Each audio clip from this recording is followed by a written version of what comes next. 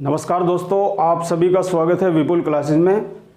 और देखिए, जैसा कि हम देख रहे हैं तो लगातार स्टूडेंट्स के कमेंट आ रहे हैं और कमेंट में लगातार एक क्वेश्चन सबसे ज़्यादा पूछा जा रहा है कि सर कौन कौन से डॉक्यूमेंट जो है हमारे पास होने चाहिए यदि हम सेलेक्ट हो जाते हैं।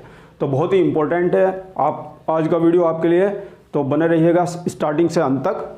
अब देखिए, अगर किसी भी स्टूडेंट का सिलेक्ट हो जाता है या आपके इतने अच्छे मार्क्स आ रहे हैं कि आपको लगता है कि आपका सिलेक्शन पक्का है, आपका सिलेक्शन श्योर है, तो मैं आपसे बता देना चाहूँगा कि आपको कौन कौन से डॉक्यूमेंट्स जो हैं वो तैयार करके रखने हैं।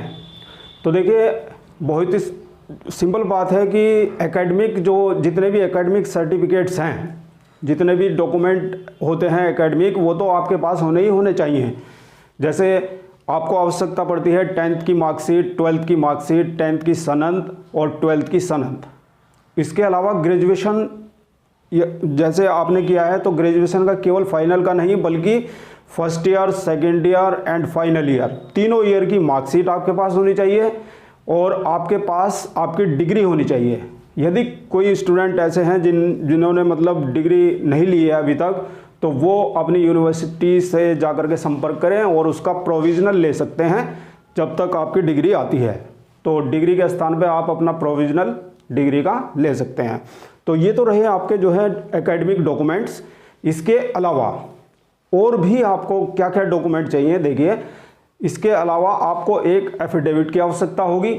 और एफिडेविट कैसा? एफिडेविट में आपको ये बयान करना है कि आपके द्वारा जो दी गई सभी सूचनाएं हैं, जो भी आपके द्वारा सूचनाएं दी गई हैं चयन बोर्ड को एकेडमिक रिगार्डिंग, वो बिल्कुल पूर्ण रूप से सत्य हैं। और यदि वो असत्य पाई जाती हैं किसी भी पॉइंट पर, तो चयन बोर्ड को पूरी तरह से हक होगा आपके अभ्यर्थन को निरस्त करने का।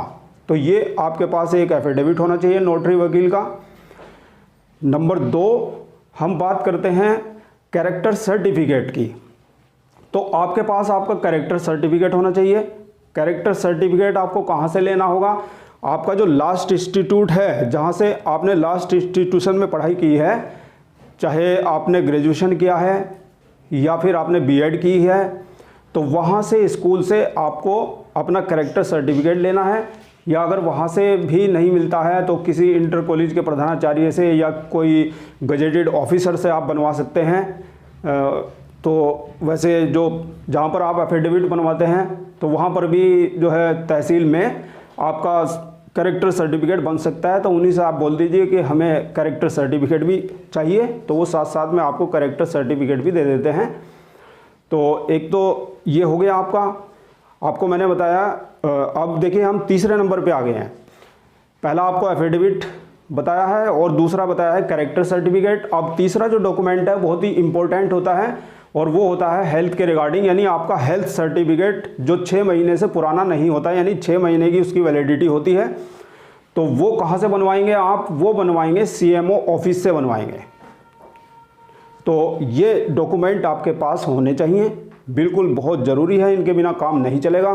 तो जिन भी विद्यार्थियों को बिल्कुल श्योर है कि उनका जो है वो सिलेक्शन पक्का है, तो वो अपने डॉक्यूमेंट्स को पूरी तरह से तैयार रखें।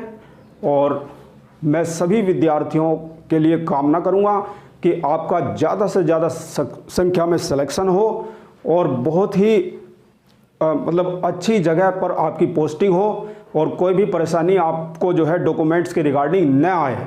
तो इसलिए मैंने आपको ये वीडियो दिया है। और वे भी विद्यार्थी जिनको थोड़ा सा लग रहा है कि वो थोड़ा सा मतलब उनके मार्क्स कम हैं, तो उन्हें भी मैं थोड़ा सा कहना चाहता हूँ कि उन्हें भी निराश होने की आवश्यकता नहीं है। तो देखिए, अभी वैकेंसी भी आने वाली है, दोबारा से नई वैकेंसी आएगी, तो आप उसके लिए थोड़ा सा प्रिपेयर रहें। आप अपनी तैयारी को बिल्कुल ना छोड़ें, तैयारी बिल्कुल लगातार करते रहें। जो होगा वो बिल्कुल आप ऊपर वाले के ऊपर छोड़ दीजिए, अपनी तरफ से पूरी मेहनत करिए।